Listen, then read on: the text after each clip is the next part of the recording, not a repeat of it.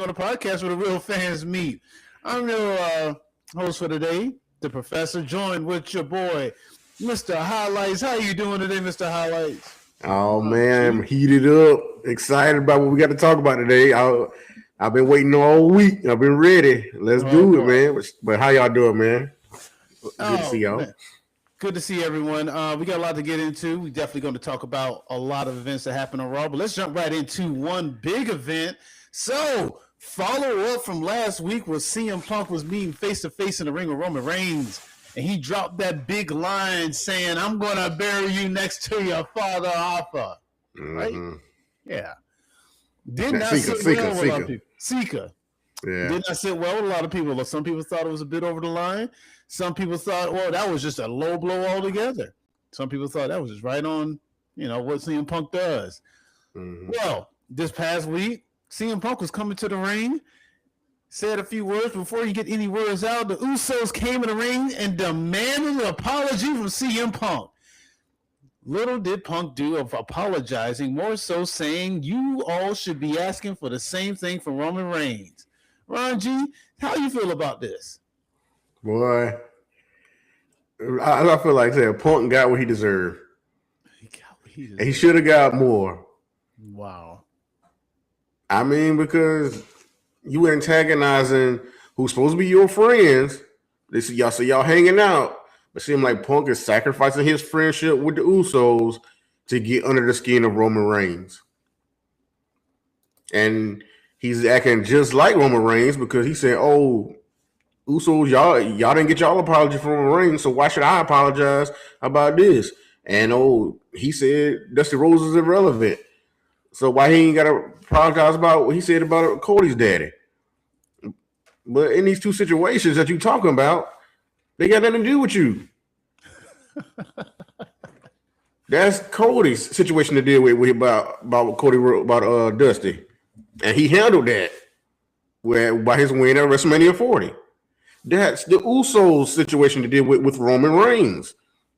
And they handled it just like they handled Judah because they kicked Roman Reigns a bunch of times. But they didn't get their public apology. But who's to say that their family handles things like that in private? We wanted a public apology. We want to hear it as fans and as far as the story goes. But that's still family business. That's not your business, CM Punk. If it doesn't happen on TV, then it didn't happen in wrestling. I hear you. But either way, that's still their business. That's not CM Punk's business. And you saying Roman didn't have to apologize. How are you proving you were a better man or better person than Roman Reigns by doing the same thing Roman Reigns is doing? So none of this is helping your case in my eyes. You're doing you doing some heel work right now. Heel work. That's what you're antagonizing the Usos. Like I said, supposed to be your best friends for what? You're after Roman Reigns.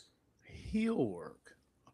That's heel work. Because even before the Usos came out, he was like, "I'm checking the temperature." I thought some of y'all be down on him because he know that line rubbed a lot of people the wrong way, and even the crowd chanted, "Say I'm sorry."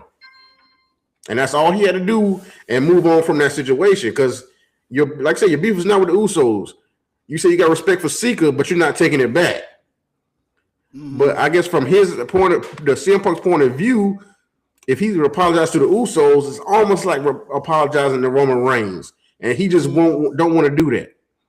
I don't know where all this hatred came from for Roman Reigns until Roman Reigns won his Royal Rumble and picked CM Punk. But he's like, he done raised up from somewhere. So I'm like, Roman Reigns the one said he hated you. And you acting like, oh, you really hate him. Even for you to say something like you're going to bury him. But even if it wasn't about Sika, also, you say you want to bury Roman Reigns, that's still the Usos family either way. So they still ain't going to feel a good way about it. No, come on. Now we're just taking it too personal. Yeah, it's wrestling. Worse. Oh, no, we don't say it's just wrestling. That's what I'm saying. That's like you was telling me in the thread, I'm being emotional. You're supposed to be emotional. That's why we do the show. Oh, okay. No, hold on. The passion is there. Needs to be there for I feel a certain way. Let me tell you about passion. Let me tell you who didn't have passion. Roman didn't have this passion. Roman had the word said to him, and he didn't show no type of passion. He stood there like a deer in headlights. What did he say? And then the next week, you're gonna have your guard dogs come out. Can we just put this in the? Can we put he this didn't send them out though. The Usos acted on their own. I hear what you're saying, but let me tell you something.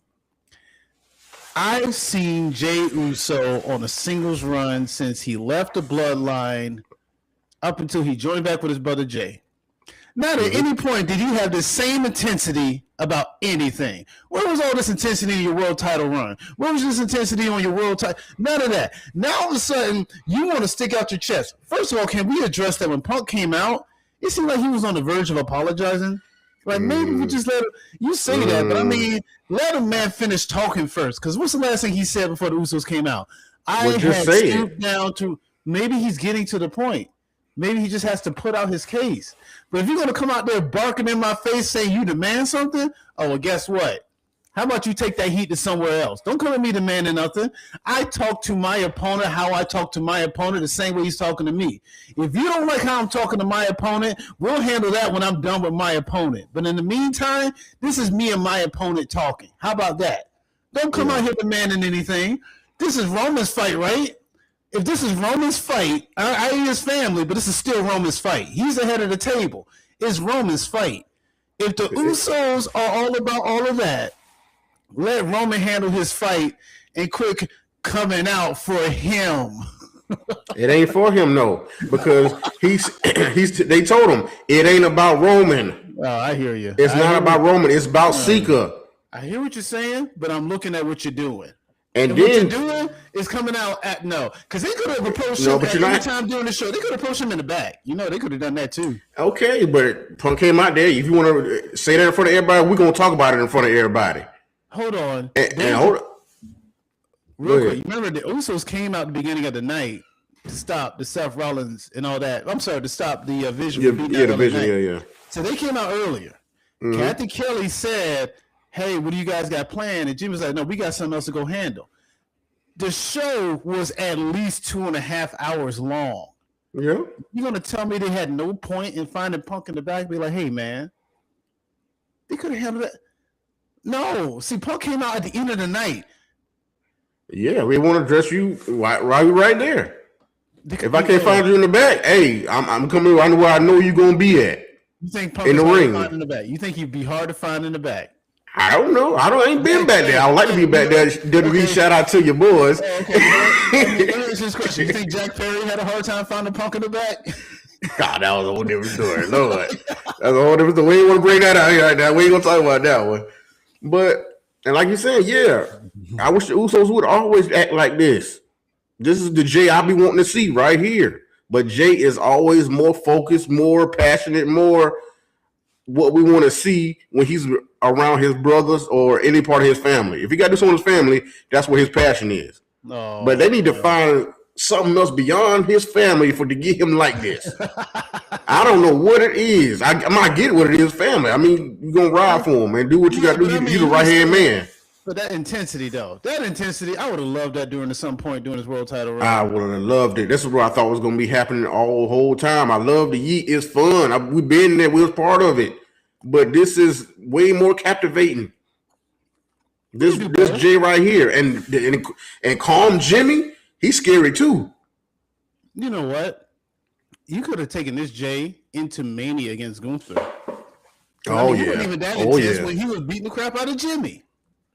I mean, he got points. He got something like that at points, but it didn't get fully like this, bro. This was everything we want to see right here. You know why? Because Roman. That's why. I'm telling you, man. You can say it didn't say that. Dude, this is the reason why you also are in a pickle if you see CM Punk. Because, yeah, you probably awakened this old bloodline reunion for no reason. That's a possibility. That could possibly happen. Yeah. Now you got to deal with that come Mania. Who knows how this whole thing is going to play out? Maybe the Usos in spite is going to cause Roman to win. Who knows? That's what I'm saying. You waking up a monster that it shouldn't even be there because you just want to put that line out there.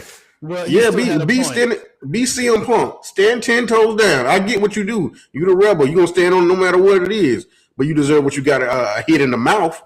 Yeah, but dude, And you're gonna get it Friday from. And if boy, I would love it if Solo said something. Oh well, I would love it if any of them said something too. Solo's been excommunicated from the family as it is. I don't care, but it's a whole different story. If it, I make them. I bet that make them more relevant than what they are right now. I hear what you're saying. It's no. I mean, I ain't say it's gonna happen, but it'll be more important than them fighting the Wire 6. I tell you that. I guess I don't know because I feel like Roman has said worse about other. Okay, in the context of what did Punk say? I'm going to bury you next to your father. I'm going to put you down. Okay, I'm gonna tell you what I heard, and I'm sure the Samoans heard. Okay. Samoan family, and the YE family. That's what I heard. He said, "I'm gonna bury you next to your father so you won't feel so lonely," or whatever it is. They heard, "Screw you, your father just died. I don't care." That's what they heard. Oh no, I don't know how you heard that. That's what I heard. That's part of. That's what I'm saying. That's why is it too far? Like, cause he just died after WrestleMania 40. That's fresh, bro. Oh well, hold on. After WrestleMania 40, about a year now. I know, but I don't care. If you lost the pair. But it's like Roman takes digs at Punk. Look, we can talk about the levels of whether it matters or not, but Roman did make a shot at his bracelet. Now, that thing is very sentimental to Punk. Don't know the full story. It was like from a fan or something like that, right? Yeah. But I mean, there could be a deeper story than that. But Roman took a shot at that. And then you know what? Punk kind of just let it be. That was in the first interaction. Now we're in the second interaction. Not only that, Roman is just kind of talking out the side of his mouth a lot of things he said about Punk. Punk is very truthful about him. And you're going to come out, I don't know, it's just, still not exactly sure where the motivation of this feud comes from to some degree. That's what I'm trying to figure out. Because my point is that Punk is not lying. Roman needs to apologize to the Usos for what he did, but even though they got some licks in on him already, but they still joined back up with him already. Yeah, a bunch of times. And so it's up to them to figure that out if they want that apology or whatever. That's not like I said, that's not your business, Punk. And you bringing that up, trying to make yourself look good, but you look like a hypocrite. Well, he's the world champion of the show. Got everything to do with it. I got everything to do with it. It's my show. Don't you come on my show with that type of nonsense. Okay. I'm just saying, you causing a problem with the rest of the family that you don't need to. Yeah, I guess. And I guess that's heel work. That's heel stuff to do. And you antagonizing these two brothers that's in your face just because you want to be stubborn and not give an apology just to the family, just because Roman's part of that family. Like I said, he feel like he'll be apologizing to Roman also, and he doesn't want to do that. And that's what's keeping him from apologizing to the Usos right in front of them. I really do think it is a pride thing where it's just, I think the Usos coming out aggressive and demanding something that they never demanded from someone who did worse than what Punk did. I don't care what you say. I do think what Roman did was worse because you gaslight your family to almost attack each other to some degree and to make sure you stay on top and then question their own worth. That's a bit. Jay was questioning his worth at some point. Yeah. I think that is in itself worse because you're saying that it's a heel move from Punk. I'm trying to figure out what's the face move for Roman. I'm not saying he's a face. I'm not. What I told y'all in the thread. These are two supposed to be babyface, quote unquote, that are being heels. That's doing heel tactics. Well, Roman never stopped being. How did he become a face? Because everybody liked the tribal chief and everybody want to acknowledge him, and that's what Punk was saying. He fooled all of y'all to think he's some good guy now, and he's the same guy. And he's truthful about that, but that ain't what the Usos was coming out there for. Okay. Like I said, he dancing around the subject just to prove he's right, and he is not right. He's wrong. He's just as wrong as Roman Reigns is. And he was probably going to apologize until the Usos came out. No, he wouldn't. I can't say. I don't know. We don't know that. We don't know that unless he let him finish his statement. Well, you know what? What do you think? Do you think he was going to apologize? I think he was going to apologize. I don't think he was. I don't think he was. Going up to the front of the show, though, you had the situation. We talked about the Usos coming out. Seth Rollins, Adam Pearce having to do a face-off in the ring because Adam Pearce wanted to tell Seth Rollins, hey, man, I don't think you're cleared enough to even be in the situation. Had a whole bunch of masked men. Well, what did you make of this whole sisters thing? Just a clamshell game that they were doing. Yeah, goofy, bro. Like, Only thing about this I see is like what I want to see from this. Let me say that is that I hope we get a different look on who Seth Rollins is, on what his how he shows himself. You know what I'm saying? Because he went all the outlandish gear. Everybody say he wearing Becky Lynch clothes or something like that, and the exotic suits, the drip god. Yeah, drip guy. So I don't know if that changes with this new return. Is this a revenge Seth or I like to call it the revenge of the Seth? Play on Star Wars joint, but so I don't know like what is he going to be? I'm sure he's going to keep the same song. I'm assuming, but like if they change it now, I'm like y'all should have been changed the song if y'all want to make him be a heel. But if he's gonna keep the same song, he a babyface, supposedly babyface type now, so he probably will keep the crowd to sing it. But I just want to know what his look is gonna be and his motivation right now, and who is he actually gonna fight? Is he gonna fight Brock Lesnar? Is he gonna answer the open challenge, or is he gonna fight? Hopefully, I'm really hoping Braun Breaker comes back in time because that makes the most sense out of this story, and that'll be the best match. He's fought Logan Paul before. It was a good match, but Logan Paul wasn't there when he got attacked. Him versus Theory is just not a big match for WrestleMania, I don't think, because Theory ain't up to his highest potential yet. If he gets there. Because Paul Heyman has a lot of faith in him right now.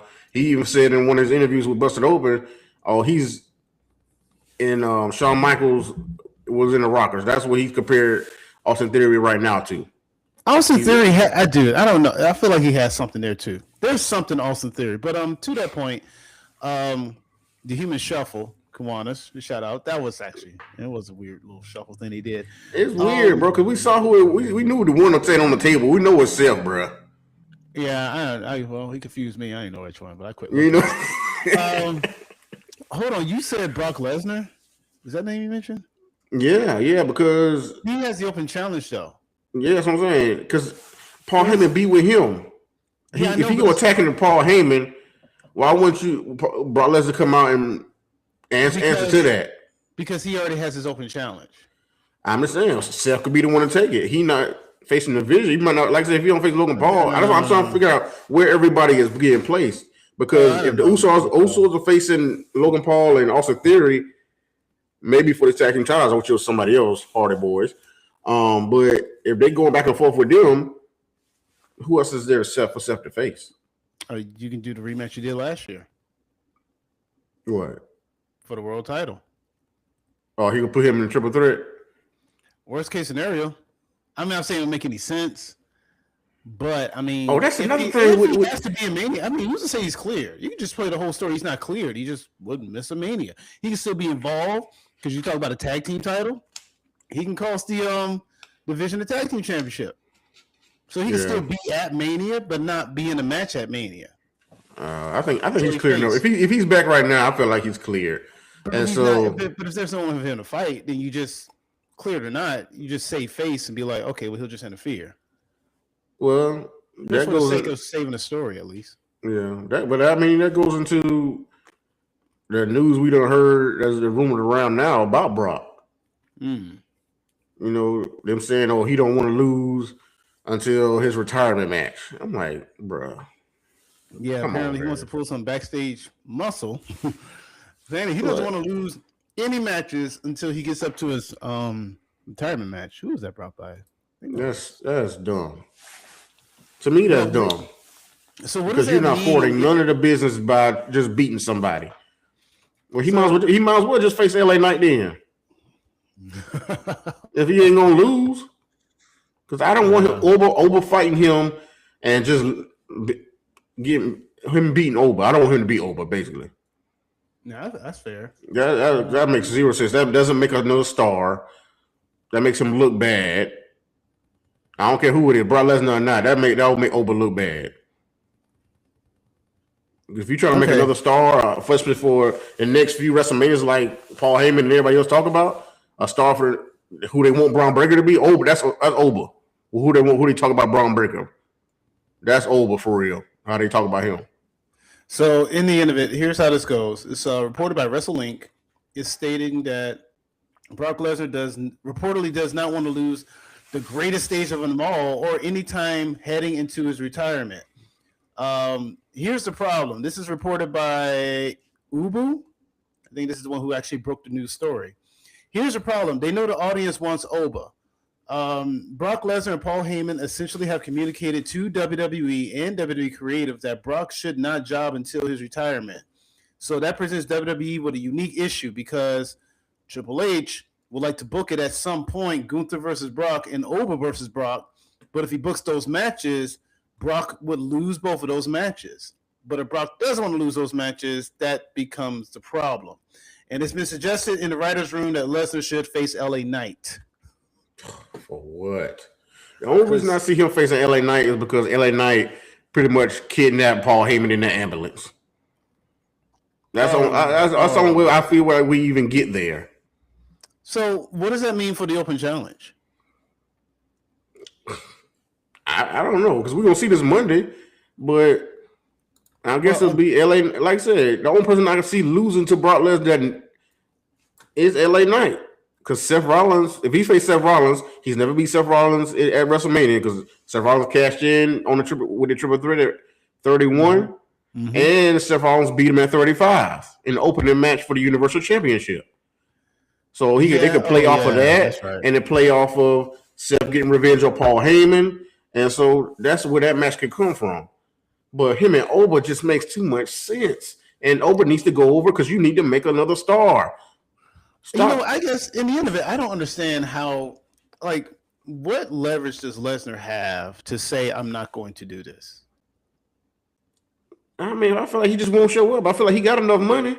Okay, yeah, okay. If Lesnar no shows, how much will that affect? How many people are attending WrestleMania to see Brock Lesnar? I don't think he's the attraction that most people may think he is. Brock can get a pop in the arena. Okay, that's cool. But unless you see him fight Oba or Gunther, he needs to lose to both of them, make both of those stars right there, like Cena did for Gunther. That's how you forward the business. You about to retire, bro. You got your money. I mean, goddamn, what more you need? Forward the business. I don't know. I still disagree with that notion. But anyway, he said at least make some new stars. That's my point. Make some new stars for the future, bro. No, like what do you gain in beating these two guys?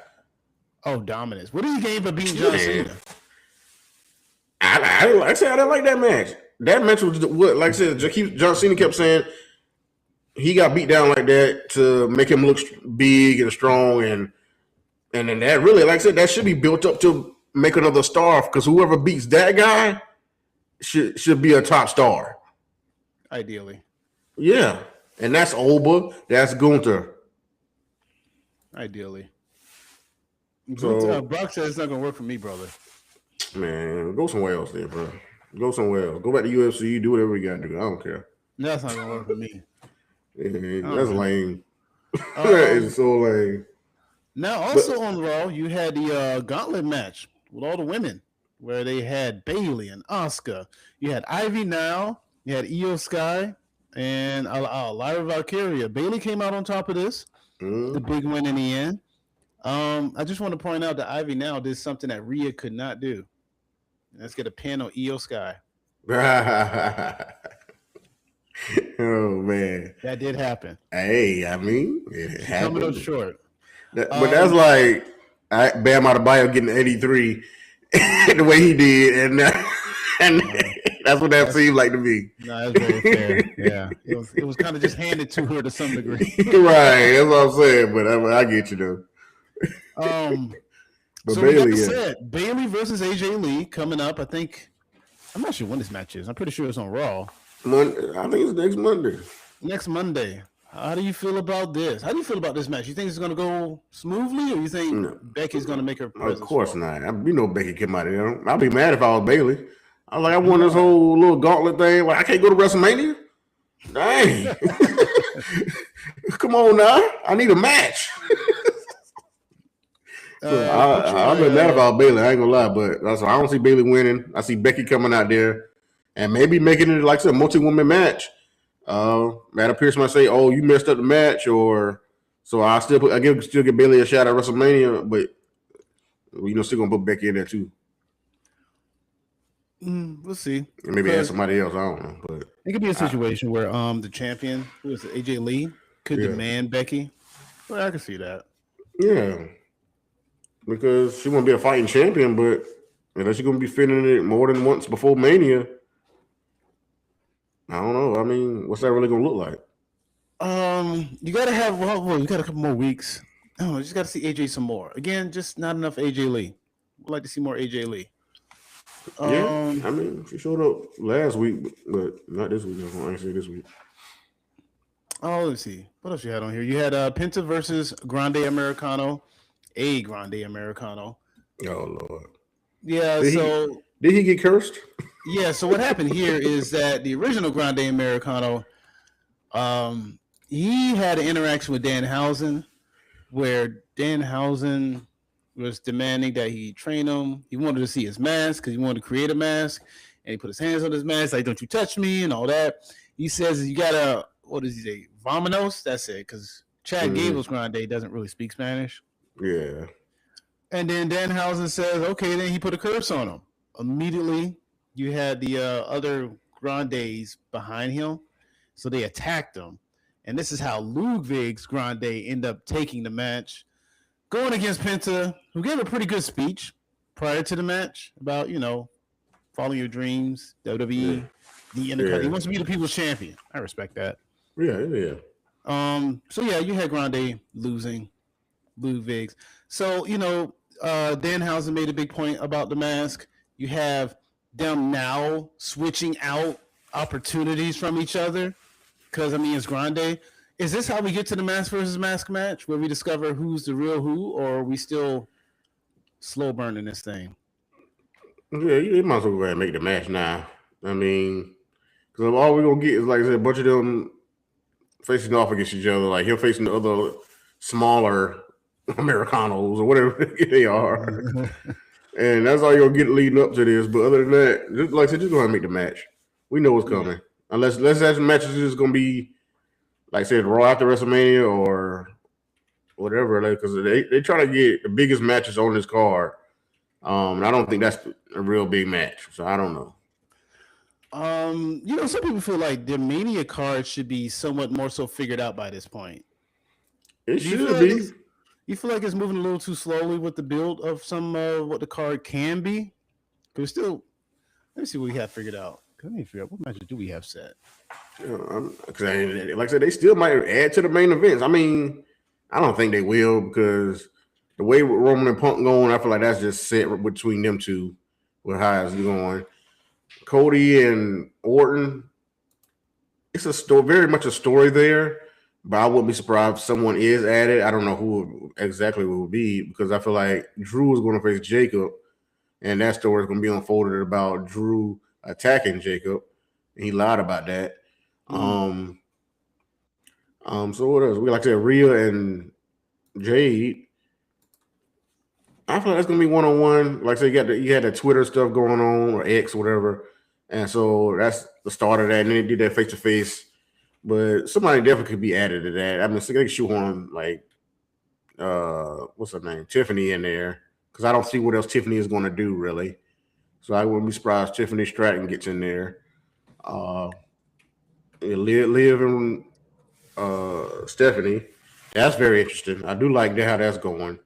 That's kind of an interesting story. Speaking of which, going to that point, possibly Finn and Dominic. Finn Balor met the end of his run with the Judgment Day as Dominic was demanding for Finn to, I guess, another apology, or he explained himself for why he didn't help out in retaining the Intercontinental Championship. Essentially, they all attacked him, and now Finn is out. So you should probably get a Finn versus Dominic match at Mania. I keep asking the same question. I'm going to keep asking it. Regular Finn, or are they going to do a demon-like Finn Balor in this? At this point, with JD turning on him, which I was very surprised about, because Finn gave him this shot in the Judgment Day, and he, like I say, he trained him, and like I said, his mentor. Right? I mean, he gave him what he.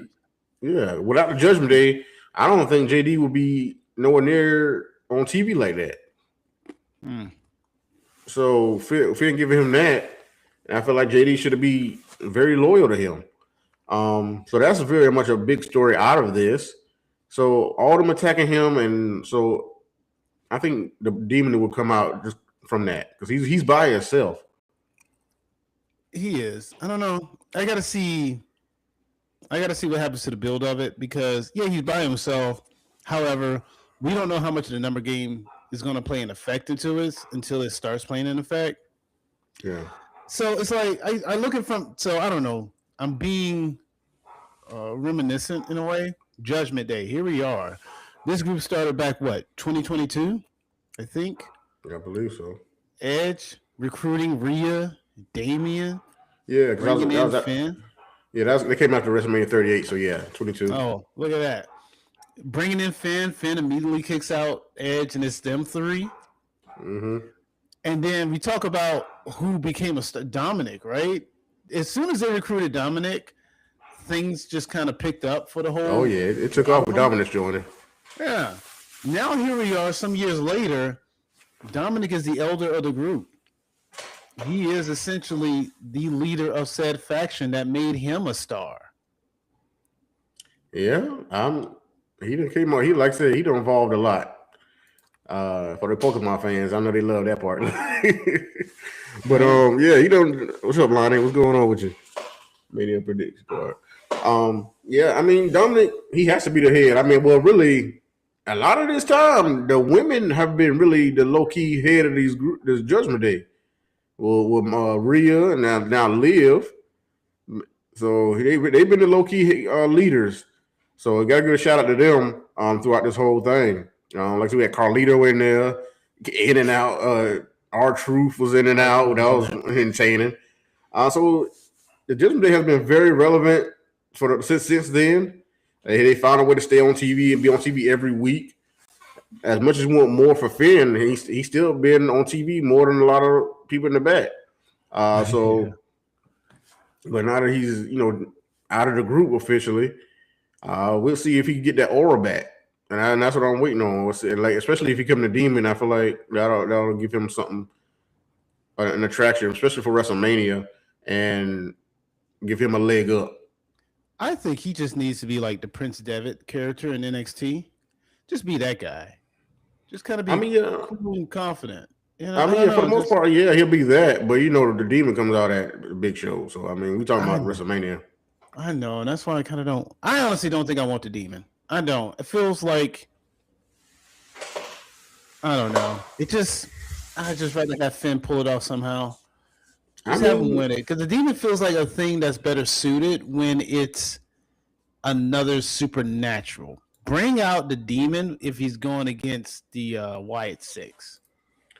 No, I mean, I get what you said because of the look of it, but the Demon is because of how he feeling and like I said, him going 1-on-5 essentially. I mean, because the women gonna probably jump him also. They can get their hits in on him, but then they're not gonna fight him for real. But and I don't know, has Roxanne been there? Is she injured or something? Yeah, I don't think Roxanne's been on TV in a minute. But again, this is what I'm saying. Let's just see how it plays out. Because I mean, let's not for nothing, right? Mm-hmm. We talk about former Judgment Day members. What if Finn was able to just make amends with Damian and Rhea? And it may be kind of big, but Damian ain't doing nothing at Mania. Yeah, well, yeah, Rhea got her hands full with Jade, so yeah, but Damian, yeah, and that would be interesting. And what if she has her hands full with Jade, but it's the next night, not that night? Or what if it's the night after and she won? Because early prediction, Rhea's gonna win. Oh, come on, Jade, let's go, Jade. Nah, early prediction. Look, we didn't talk about it. We got to talk about it. We did not talk about what happened on SmackDown. Let's do so. Jade and Rhea had their first face-to-face interaction since the Twitter beef that happened a couple weeks ago. Yeah. Well, here's the deal. From my standpoint, they didn't really talk about it. They didn't really go into detail about it. This makes me feel like the rumors and the backstage stories have some validity and truth to them.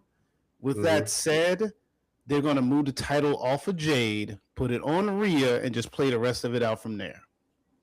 Oh, man. I don't know. I see more. I see a better J1. Like I said, I'm into creating new stars, I know creating you are. a better division. I get it. That's why I said I want Oba to win to beat Brock if they fought. And with this, I would like Jay to win because, like I said, they need another main event star. You can't keep relying on Rhea and Charlotte and women like that to keep getting these same shots. Because, like I said, like we said, this is Rhea's seventh match at WrestleMania for a championship. But here's the deal. They didn't mention the Twitter beef on television. Jade said the way you talk to creative. If Jade really does have backstage heat with the other girls, why are we giving her this push right now? She's not really the driving ticket force that Rhea is. Like, that's the other key thing. So it's like, again, this is early prediction. She may win. Who knows? I just may be reading too much into it. But the fact that was a big deal. They could have used that heat to really drive the story. But they didn't really do too much of that. They kind of stayed away from it, gave them some weak little promo in the ring, which makes me think this is close to Tiffany and Charlotte ordeal. But Tiffany don't have backstage heat with other girls, so they were okay with Charlotte losing. If Jade has backstage heat with other girls, then they may not be okay with her winning. But Tiffany put out a line out there that they didn't like that in the back. So, but I don't know. She don't have backstage heat with other girls. That's the key thing. Because remember, Chelsea got involved. Piper got involved. These girls, Piper got involved. She's not even on TV. I understand what you're saying, but I mean, Jay had issues with Shayna Baszler also, but they still been pushing Jay. Yeah, I know, but this is like, okay, Shayna Baszler also. So now we're talking about 4 people. I don't know. It don't matter. I feel like Jay's still gonna get what she want to get. I feel like she will win, and Rhea goes back to Raw. Okay, I mean, I hear you. I'm saying, what are we doing with Rhea on SmackDown? I mean, on purpose, like I said, she's gonna fight Charlotte again, or she's gonna fight 1-on-1 with Tiffany. I guess those are the 2 biggest matches I see with her. Well, I mean, they gave Jade an entire 100+ day run without doing anything. You think they can't do that? They gave Io Sky, even after she won at Mania. Remember, Io Sky won the title and did nothing for at least 2 months. Well, that don't need to happen again either, because 2025 was not a good year for them. So, and that was last year. So then they need to correct things like that. Yeah. Okay. Well, you know what? Oh, are we having these discussions? Let's have this real discussion. Now, let's go. I don't think WWE is incentivized to do better than what they need to at this point, because they're not fighting for ratings because they're on Netflix. They already got the contract deals with ESPN and Netflix. So, I mean, what this Mania build, I mean, this is actually going to be the greatest case to make that WWE only needs to sell Mania by name, not by story. Because you already got Saudi Arabia next year. They've already paid for the Mania. At what point do we need to try hard with any form of creative when the money is already guaranteed? Right now, we just, like an artist who's sitting on a contract, I'm just making music because I'm obligated to make music. Wow. I mean, yeah, I mean, you can be right about that, but like I said, after last year, people, and the whole last year, not just WrestleMania, people are down on this product. And then, like, these prices going up and all these other factors, people could, like I said, tune out even more. If this WrestleMania is not good, I feel like people will tune out even more. Not just saying it's a whole downfall if it doesn't go well for this WrestleMania, but I mean, it's going to cause people to like continue to think twice about tuning in and like to think about another company. Maybe. You know what? That could be the benefit. Maybe another company could, but I think we are in the point because of the contract. So the WWE is just too big to fail in a sense. Whereas, like, even if people drop off, you're still going to have those who tune in every Monday if they have Netflix because it's just programmed in them now. Like, that's just what we do. Oh, yeah. So because you have that, it's like, let's just rest on our laurels. I mean, yeah, we could do long story, but they're going to tune in anyway. Yeah, we could try to make it make sense, but they're going to tune in anyway. Yeah, they're going to hate Brock Lesnar, but they're going to tune in anyway. And that's probably how a lot of these guys think, like TKO thinks. Yeah, that's how TKO thinks. Because TKO does not care, and that's what I Yeah, hate they don't about it. care. But I feel like Triple H does care. But he lost, had a down year, and He's that's handcuffed. okay. He's handcuffed to TKO too. Like that's But another yeah, thing. he is. He can only do what they make. Did you hear about the rumor of why Cody lost the title to Drew? Mhm. Because TKO wanted Cody in the Royal Rumble and the Elimination Chamber to drive ticket sales. Remember, that was a rumor from last year. That's the reason we wanted The Rock at Elimination Chamber, to drive ticket sales. Yeah. The Rock came out his mouth and said that.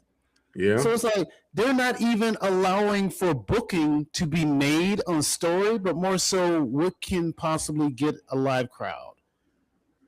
Not a story. Let's just get Cody in there. Who cares why he's in there? Let's just do it. Yeah, but two things could be true. I mean, because that could be true, but the story just made sense for it to happen also. Like I said, Triple H could still make sense with these stories. Make TKO happy, but also at the same time, please try to make the fans happy with let the stories make sense and let new stars come about. So make new stars, get more money, and so more people to tune in because it's more interesting. What about Cody winning the title back? Because that's where a lot of people are going to be sour at, that Cody won the title back. Yeah, I know that they have been, but I said months ago that Cody was going to get the title back. So I feel like it's just he's the guy right now. And like I said, they're driving sales, and they want Cody with the title at WrestleMania. Drew is not on Cody's level. He could be though. He could be.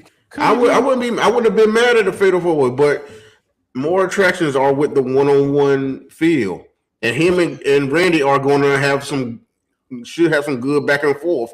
Hopefully on SmackDown with his contract signing, they should have some good back and forth on the way to Mania, just like we see the Roman and Cody and Punk thing going on right now. That's getting me really invested. And I feel like Cody and Randy could have those same back and forths because Cody on WrestleMania season goes in on them promos. He makes you feel something. Orton's pretty good at promos when he's motivated, right? Right. And with a person that he's mentored all these years and it was a leader of a team with, that back and forth could get you, invested.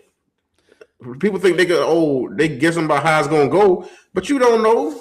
You assume about what they're gonna say. You don't know really what they're gonna say. Who do you think is early prediction, right? We talked about, I gave you mine for Jade and Rhea. Who you got winning? Let's start with Cody and Punk. I'm sorry, with Cody and Randy. No, Punk and Roman. Punk and Roman? Yeah. So much got to play out. So much to play out. Early prediction, though, I feel like Roman might get it back, bro. All right, you got Roman? Well, not get that back. He never had that one, but. Yeah, I get what you're saying. He's going to take the win. Yeah. I got Punk, but like I said, it's early. What about Cody and Randy? I feel like Cody is going to win. He's learned his lesson from last year's WrestleMania of allowing Cena to get that 17. He's not going to let Randy get 15. Wow. It's funny you say that because I got Randy winning. He's getting 15. Oh. Like, wow, look at that. Cody's a transitional champion for championship milestones. Nah, man. I think he learned his lesson. That's why he beat Cena at SummerSlam, and that's why he's going to beat Randy at WrestleMania. Because Drew wouldn't have beat this man if Jacob didn't interfere in that cage match. I don't think he would have. You don't think Drew would have beaten Cody? Not if Jacob didn't interfere like he did. That's fair. Okay, I'll give you that. But you don't think Randy could beat Cody? He could, but I feel like Cody knows Randy. Oh well, and he fell for Randy's RKO in the chamber, but like I said, he's student in the game. He's gonna watch that back. Hold on, and learn from that. I asked the wrong question. What I meant to ask was, you don't think it would be a bigger moment for Randy to get that number 15? No. Because it's 15. It's not 17. It's not breaking a record. But what if it's getting to that point? Okay, well, neither is 83. But what if it's getting to that point? No, it doesn't mean as much. It doesn't mean as much because he's not going to break it after that. Because I'll be surprised if Randy ever gets the world title again. ever. Okay. Well, you put that out there ever because I don't know. I'm not saying it could happen, but I mean they might mess around and be like have Randy rattle off 2 more world titles. I don't. Everybody keeps saying. I don't think. I don't think Randy's going to win. I think Cody. He's putting over Cody even more because he believes in Cody. Okay. Unlike Brock Lesnar, he believes in the business. I was going to say Brock put over Cody 3 straight times. Yeah, but he still ain't forward. And what I don't know. I think that Brock thing is messing with me right now. No, I don't think that's real. Because I feel like they want to put that out there, and if Brock actually loses, it'll be more of a moment of us. Oh shoot, he actually lost. I mean, really, it should be because if he fights Obafemi, which I imagine that's who he's going to fight, right? Who else is he going to fight? I swear, if he beats Oba, that's just going to deflate any build. Right, that makes no sense. The way they build Oba right now, making him seem unstoppable right now. Like whoever gets in this ring is getting destroyed.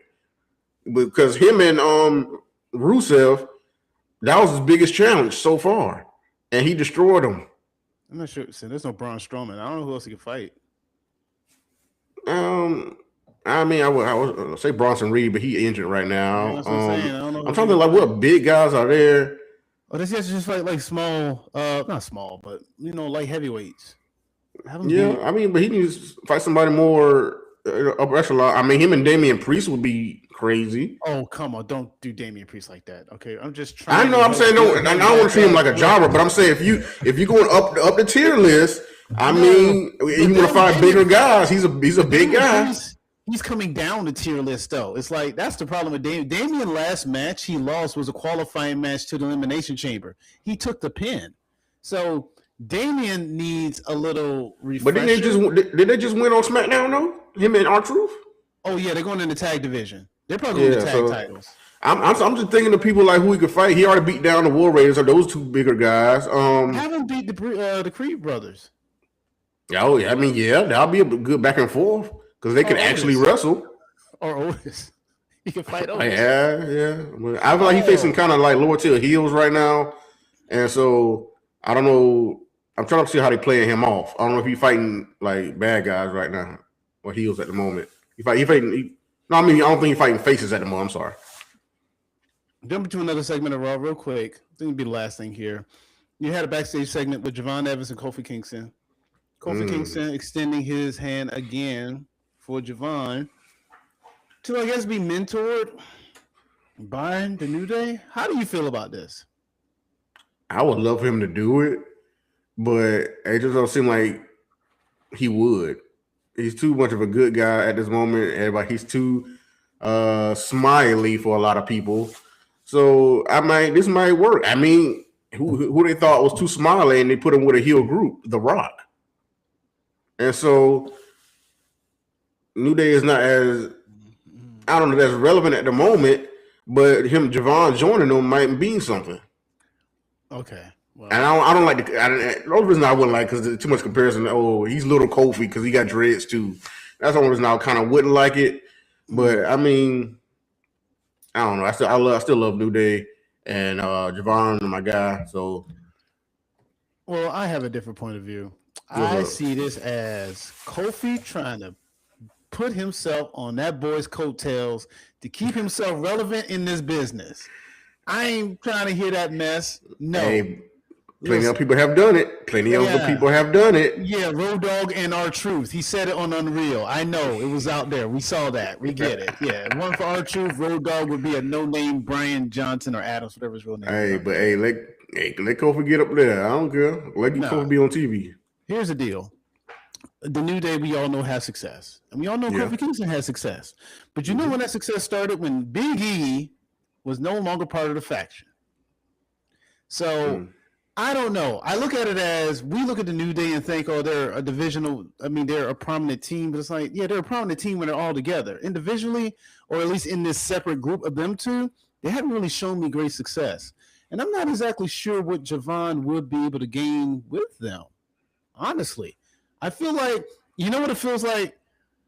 And this sounds weird, but this is how it felt at the time. It felt like when Bron Breakker joined Division. I felt like it slowed down Bron Breakker's momentum. Yeah, I get it. You were Paul Heyman and you were Seth Rollins, but somehow it slowed you down when you were on a rise. Javon, I feel like is on a rise, and him joining the New Day, I honestly feel like it's going to slow him down. I think he should reject the offer. They should attack him, and then this should be his first big singles win, beating Kofi Kingston. And they can just kind of grow from there. Whatever happens from there happens. But I think he should say no, and this should become his first big feud. Yeah, I mean, I definitely see that also. But like I said, I feel like he's too much of a babyface, and like fresh face guy, just like ready to come up, and like people gonna try to deter him on certain ways, and this is one of them. And like I said, him versus Kofi Kingston should be an interesting match. And I feel like, huh? Did he do with us at NXT with Ashanti Adonis? Javon, wasn't someone doing the exact same thing to him in NXT? I don't know. I think so. But I mean, it's a good story. It's good for one of his first stories. Mm-hmm. To go up against New Day, especially since Xavier's out. It'd be good if Xavier was there though, and just because Xavier's still good on the mic. I feel like he should get more than what he's getting. He should at least get a U.S. title run or Intercontinental title run also. He's pretty good on the mic. He can go in the ring. He was the king of the ring. I know, but he should get more than that. Either way. But yeah, he, like I said, both of them will make this story and build Javon up off of this. Yeah, because I just don't see him joining. It'll be cool, but I just see him get the win over Kofi and launching off from there to something else. Okay, well, we'll see. Tell us what you think. What do you think? Let's see. Moving on. So we covered most of Raw. We gave our predictions for WrestleMania. Predictions for Revolution. Okay, yeah, that's it. Okay, so we're going to go into AEW. We got Revolution coming up this weekend. Big match event. Let's get right into it. I want to talk immediately about this. So, you had MJF, Adam Hangman Page having this big match coming up. They had this press conference at the end of Dynamite. Did you see this thing? Yeah, I don't know. It's like they're trying something new. Because everybody does the contract signing. I guess they just want to do something a little different. And if the fans in the arena couldn't see that, it didn't last long. So I mean, I guess it didn't mean no harm. And they still came out into the arena. So I guess it wasn't as bad. They could have just done the contract signing, though. I get you want to be different, but you could have just done the contract signing. Yeah, because from what I heard, some of the fans were leaving because they saw the collision on the banners. So they thought, it's a collision about to happen. So they was leaving, to get snacks and whatnot. A lot of people were leaving. But when they saw them coming into the arena, a lot of people were rushing back to get in their seats to see that. And so let me tell you a true story. I was watching Dynamite, and when they started doing a promo package for the match, I know that the AEW after Dynamite, especially the Go Home show, they will sometimes just run an extra 30-minute promo package of the pay-per-view coming up with a bunch of video packages. Yeah. I thought that's what it was. So I turned Dynamite off. I thought the show was over. Oh. I didn't realize they actually did the press conference thing until I looked online and people were talking about it. Then I had to go back and watch. So, yeah, I get why people in the crowd thought it was over because it really did make it seem like the night was over. Right. So I was like, like I said, they trying, but they could fix that in future instances. Because they could have did that a little bit better. They could have just do the contract signing. But everybody does contract signing. So a lot of people love a press conference where you can ask questions. I mean, if you're gonna do that, just do it either on stage, in the arena. But I think my knock on that is, did you hear some of those questions? It's like you guys aren't even. I know that these were made up. These were meant to just. But if you're gonna do this whole thing, have them ask some I don't know, storyline-driven questions instead of, what do you want people who be watching AEW for the first time take away from this match? It's just, that feels like so hokey. Like, it's already, come on, let's just, I don't know. Yeah. I get it. But getting into it, you have Revolution coming up. Let's get right to the main event. You have Hangman Adam Page challenging for the World Heavyweight Championship. MJF the champion. If Adam Page loses, that's it, folks. No more, no mas. Who wins? I still think MJF holds the title until All In to face Will Ospreay, and so I got MJF. Sad to say. Oh, I meant to say no more world title shots if Hangman loses. I didn't really say no more. I said what? Yeah, no more title shots. So you got MJF winning. Yeah, as much as I want Hangman to win, I just see him having a longer run. I mean, but he can still lose and get the title back before All In comes around, so they can still do that. But I don't know. I just see might as well just have MJF just keep it somehow and somehow cheat because he doesn't even want to be in this Texas Death Match, so he gonna find some way to get the win off either way.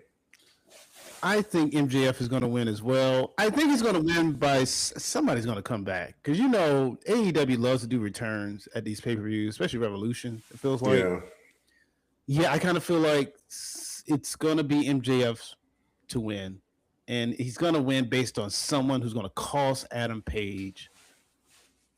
Could be Jay White. Who knows? Oh, somebody he ain't beat. I mean, he beat him, but I mean, Jay White got a lot more wins on him. So I don't know. It'd be interesting. Could be Samoa Joe. For a moment. Yeah. I don't know.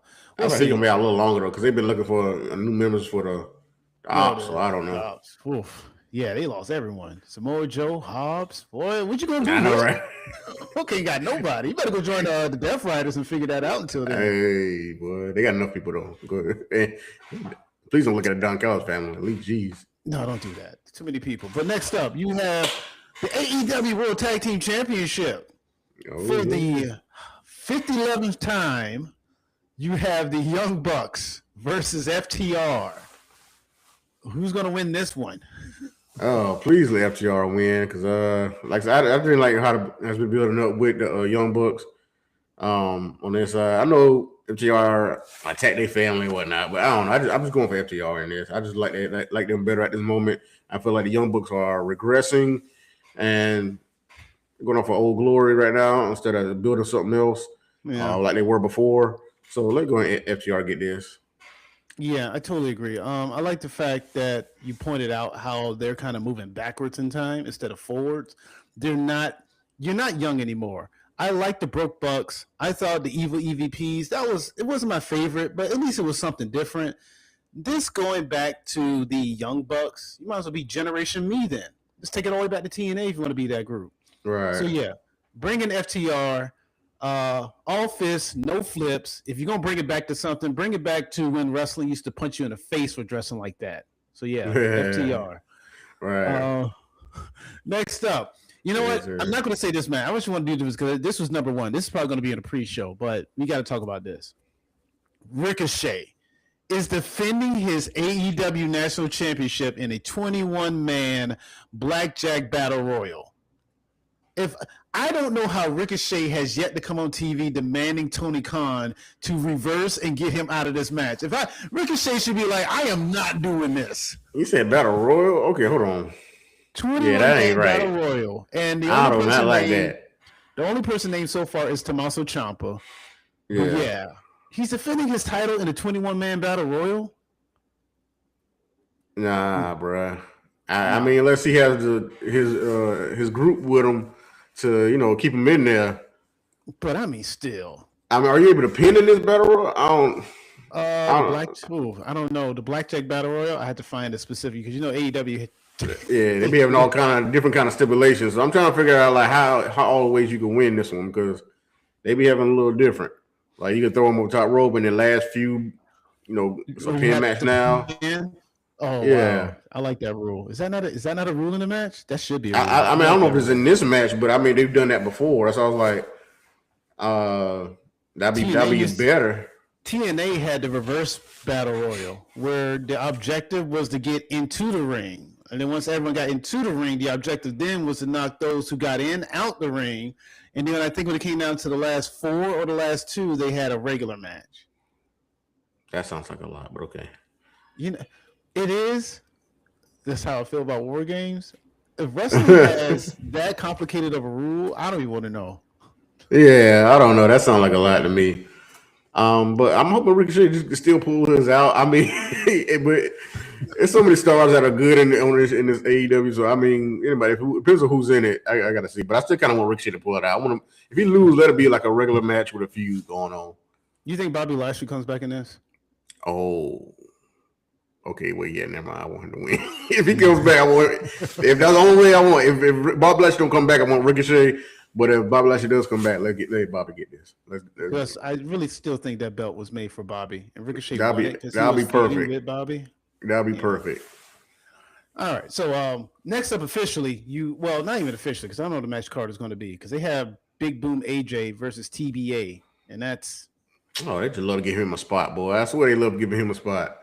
Big Boom AJ. I don't even know if he's still that famous anymore, but okay. Yeah. You got Takeshita, the Alpha. Yeah, the Alpha going against Jon Moxley for the AEW Continental Championship in a no time limit match. So there will be no time limit. This match will go until there is a winner. Oh yeah, because I was listening to Moxley and what's his wife's name?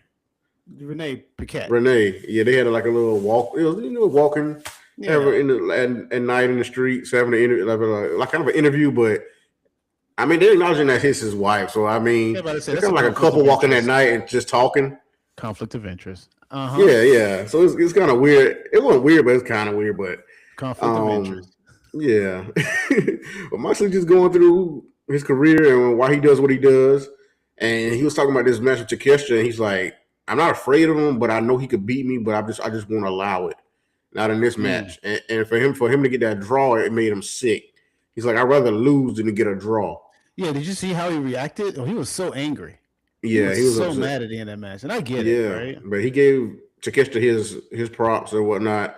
So it's gonna be a good one. It's gonna be one to see. This one I'm wanting to watch the pay-per-view for. So definitely. Yeah. But who's winning this one though? I still have Moxley winning because I told you my theory last other episode about I feel like Swerve is being built up to fight him and to really see who's the most dangerous. And I know they got a match with Brody King, but like I said, Brody King ain't the most dangerous in AEW. I think it's one is Swerve, Hangman, and Moxley top three, and Moxley and Swerve will be a great match for the Continental Championship, and I feel like Swerve will get that. But I see Swerve. I see Moxley beating Takeshita. Okay. I still think Takeshita is going to take the belt from Okada. Yeah, I feel like Moxley is probably going to win as well. A part of me feels like Okada is just going to play some mind games before this match or something. He's going to mess with Takeshita. At least build into. I don't know. I like their interactions. I love it. I do think Moxley's going to win this as well. And you make a good point. I would like to see Takeshita and Okada face off for the international title. Yeah. I think that's the one. Yeah. Which I still don't know why they just didn't make it the Intercontinental title. Why just just get the balls and say it. Intercontinental title. They had it right there. The man was right there, and it was in their face. They had it, but they just dropped the ball. Irk me every day. Anyway, next up, you have Andrade El Idolo versus Bandito. Ooh, that's gonna be a crazy match. Yeah, it is gonna be a crazy match. I'm picking Andrade. He's got Don Callis in his corner. You can't trust that dude. So I'm just picking Andrade because of that alone. I just don't trust Don Callis. I know, and I feel like Andrade's more of. I don't know. I'm going for Bandito. Forget it. I don't care. Bandito. I do like Bandito, though. I like Bandito better. I'm sorry. I do as well. Andrade's cool and all. And he's fine. It's just I do like Bandito a little bit better. Yeah, let me get Bandito on that one, bro. You could probably open the pay-per-view with this match. I would open the pay-per-view with this. Right. Dang, I want to see that, boy. Then after that, listing here. Tekla, the world champion, versus Chris. So the AEW World Champion Tekla will be facing Chris Statlander in a 2 out of 3 falls match. Oh my god! Oh man, that's tough. That's tough. I didn't think Tekla was gonna get the belt anyway. And her team, the Sisters of Sin, are they going to be there? I think they're going to be there. If they're there, I see Tekla winning. Who does Statlander have? Because Willow and Cameron are going to be defending the tag titles against Megan Bayne and Lena Cross. Wait, is Lena Cross fighting? Lena Cross is fighting twice. Hold on a second. Whoa.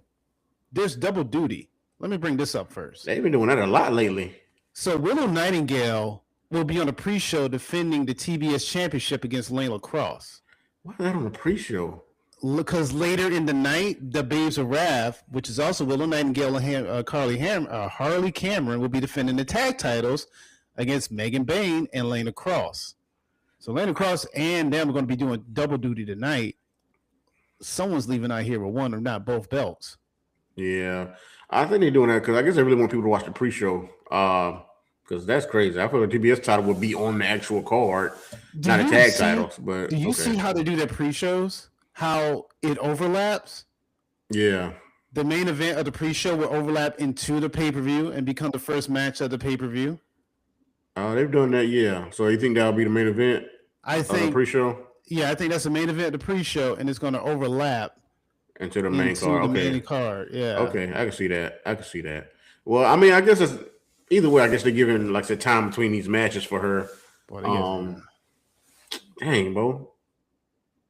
Well, with the tag team titles on the line, I feel like Willow would keep the TBS title and lose the tag team titles with Harley Cameron. I kind of feel the same way. I think because I think Megan Bayne and Penelope Ford, I still believe they were supposed to be the first tag team champions. Mm-hmm. I felt like the belts were made for that team. Penelope Ford is hurt again, but that doesn't mean Megan Bayne can't at least be the other broad. It's like, they do with Kit Wilson.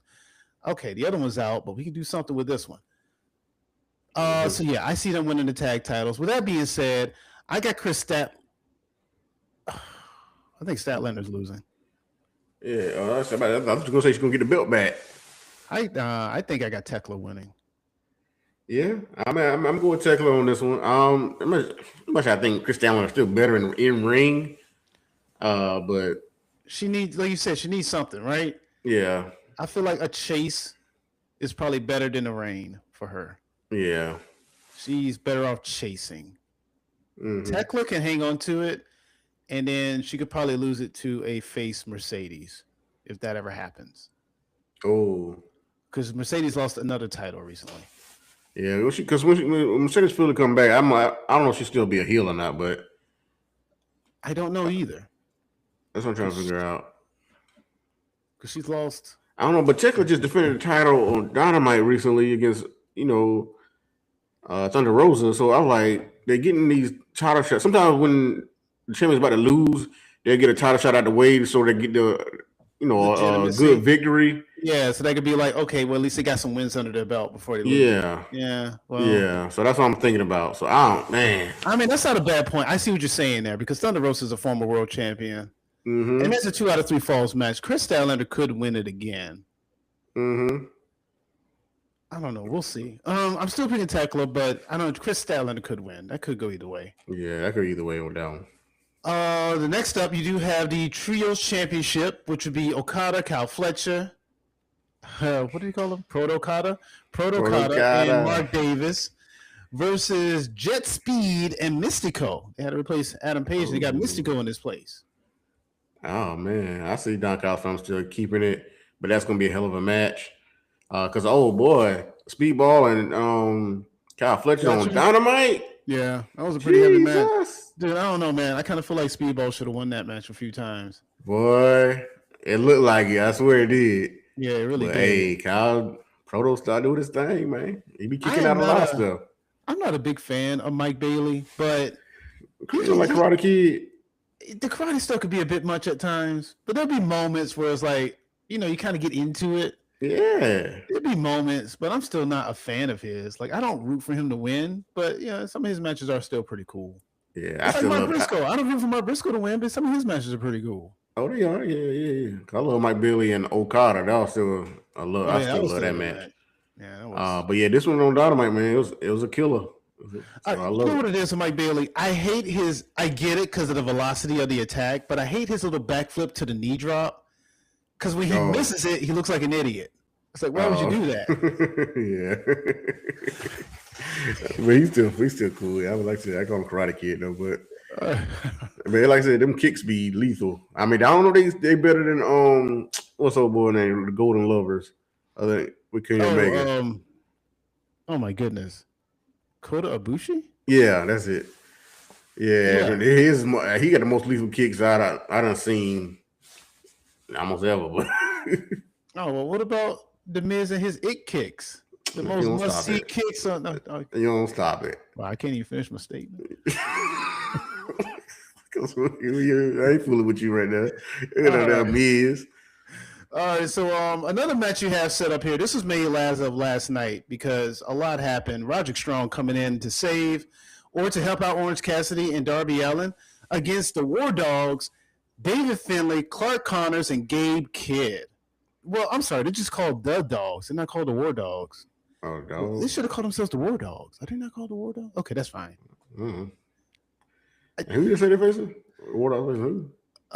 Darby Allin, Orange Cassidy, and Roderick Strong. The conglomeration, essentially, with Darby Allin. It's really just a conglomeration. The dogs just got there, ain't it?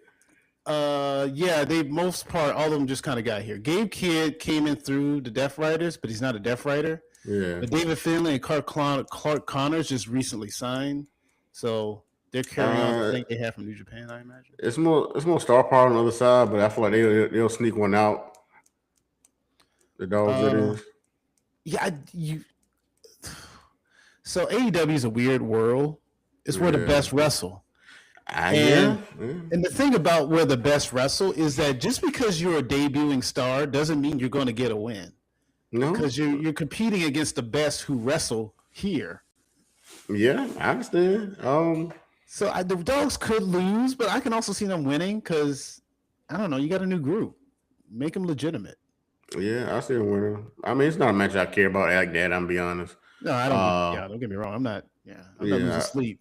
I'm in it for certain matches, but it's a good filler to me.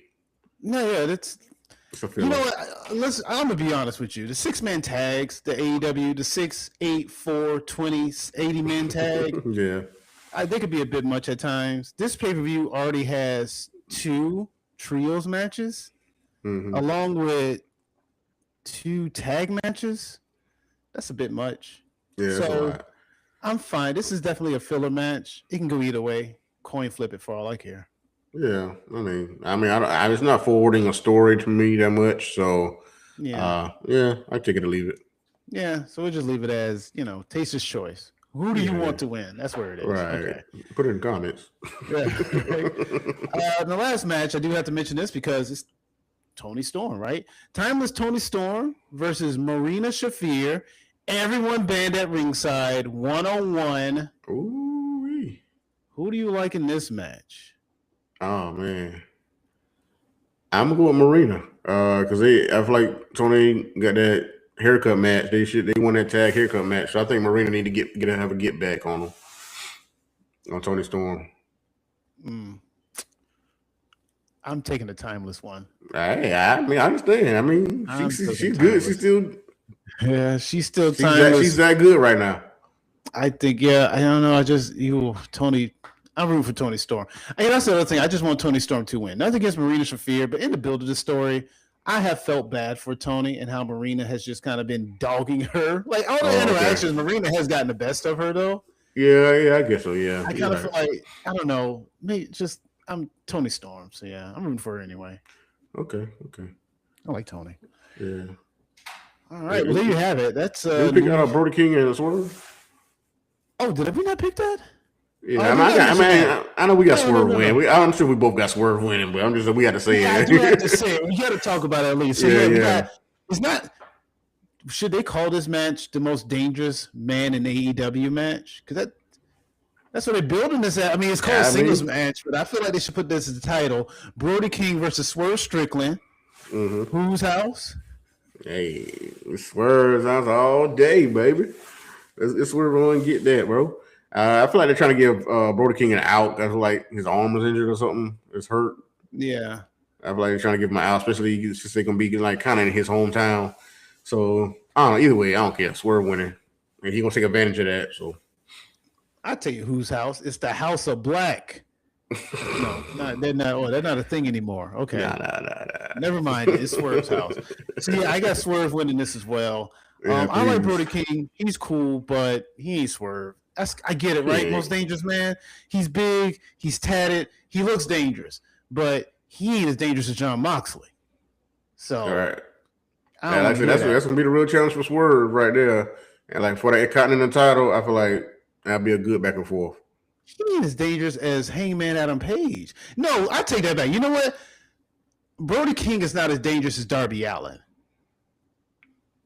Darby is just dangerous on himself, but still the point stands. Right, yeah, he dangerous for no reason. Yeah. Nothing against Brody King. I like Brody King. He put everybody and himself in danger. Well, for himself in danger more often than anybody else. He uses himself as a weapon more than anyone else I've ever seen in wrestling. Mick Foley wouldn't even take those bumps. Yeah, he should. I guess think about it. Let me stop. Maybe. This man fell off a Hell in a Cell. I don't know what to tell you. He was thrown off a Hell in a Cell. And fell through it. Great moments, he was chokeslammed through it. I know, great moments. Was the ring supposed to break? I don't think the ring was supposed to break. I don't know, but it looked good. He was a big dude. How did y'all not think he was. Because Foley like, what, 6'3", 6'4"? Is he 6'3"? I feel like he that tall. I don't know. I always felt like Mick Foley was like 5'10". He might be for real. I don't know. You know they up their height. A lot of people height. They be like 2 inches. He's around a lot of tall people. Yeah, so I don't know. You know they give like everybody an extra 2 inches or something in wrestling. They used to at least. Mick Foley is 6'2", according to Wikipedia. He's currently at 287. So let's just say when he was Mankind, let's say he was at 250. Yeah. You take a choke slam on like that Hell in the Cell back then, I don't think you could support his weight. Woo. It's crazy. It's like I said, crazy spots, man. I don't know what anybody else take nothing like that, but like I said, Darby might if he had the opportunity. Yeah, if they'll sign off on it, he will. Yeah. Because he did jump off of a cage through glass on nothing. Remember that. That did happen. I still say that the suplex Pac did on him on the stairs, on the like the ridge part of the stairs. That's still, bruh. He had what, a coffin drop? Was he in the coffin? I don't know. Was that all in? Oh yeah, he got thrown in the coffin. I don't remember. Jack Perry won that one. I don't know, but yeah, there you have it. Revolution. This on Sunday. Like, a lot of people pay-per-views be on a Saturday, but this one's on the Sunday, so should be interesting. Yeah, we'll see who stays up and sees it. I don't know. We'll see. Any last closing words? You want to say anything on the YouTube audience about the 83 points?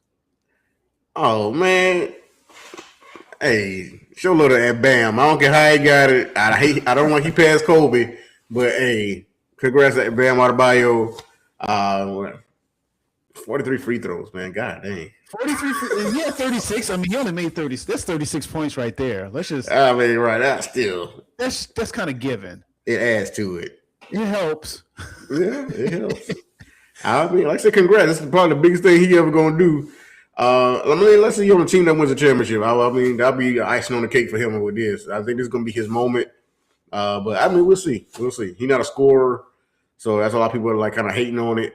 And like I said, how he got it, but 83 points is 83 points, bro. I mean, yeah, you still get 83 points, right? It's still an official game. It counts. Hey. It's in the books. Accept it. Hey, put the paper up. 83. It ain't how Kobe did it, but it's good enough. Hey, Kobe. Those 81 points meant something. It still means something to me. Bam got to 60. He didn't need to score, but that's okay. It doesn't matter. Congratulations, Bam. Yes, sir. It was a great feat. Still a good feat. Oh, for sure. All right. I mean, other than that, hey, see me on 2K26, WWE 2K26. Got a lot of things going on. Ron Combs 28. If you want to hit me up, yes, sir. Yeah, put the gamer tag out there. Let everyone know. You know what it is. I play video games, but I'm out there. Maybe. Who knows? Come on, Professor gonna join me. He gonna be on it to y'all. Come on, Lyle. Come on, join us. Yeah, only if I can make Paul Hardy. I got to make Paul Hardy. Paul Hardy. Throwback. Oh, Hey, he need to be on the new version. You see the new version of Paul Hardy. Hell yeah, that's right. They got the Hardy Boys on there. Maybe reuniting again. Yeah, yes sir. That'll be fun. All right. Well, that's us from Champions Corner. Thank you for tuning in, joining us. We hope you have a good night, and we'll see you maybe during or after Revolution. We'll see. Yes, sir. Stay tuned.